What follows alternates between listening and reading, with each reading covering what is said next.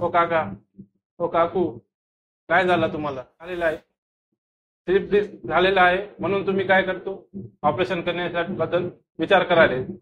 पण ऑपरेशन केल्यानंतर पण तुम्हाला ते हे कमी होणार नाही. कधी कधी असं पण होऊ शकतात, कधी कधी होऊ शकतात की ऑपरेशन सक्सेस होत, ऑपरेशन सक्सेस होत नाही. त्या एक उदाहरण आहे आमच्याकडे. हे ताई, काय झालं होतं ताई तुम्हाला? मला स्लीप डिस्कचा प्रॉब्लेम झाला होता.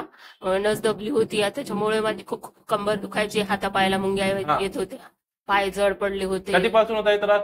मला हे 4 वर्षापासून व्हायला चार त्रास. वर्षापासून हे त्रास होता. हम्म. तुम्ही काय केले? ऑपरेशन केले? हो, ऑपरेशन केलं मी. हा, ऑपरेशन केल्यानंतर काय झालं?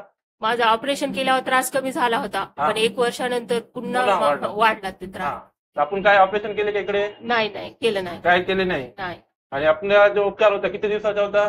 5 दिवसात. 5 दिवसामध्ये. आता तुम्हाला कसे वाटायले? आता खूप बरं वाटायले. काय नाव आहे तुमच्या? माझं नाव मंजुषा राजेंद्र डंबाळे. ओके.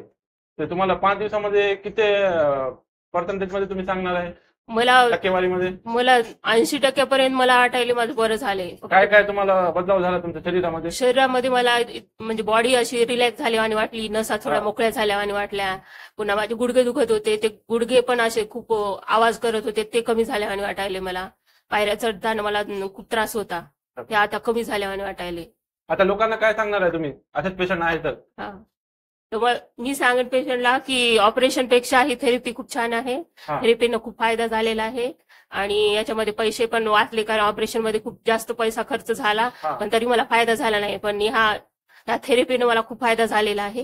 हा. त्याच्यामुळे धन्यवाद काकू, धन्यवाद. थँक्यू.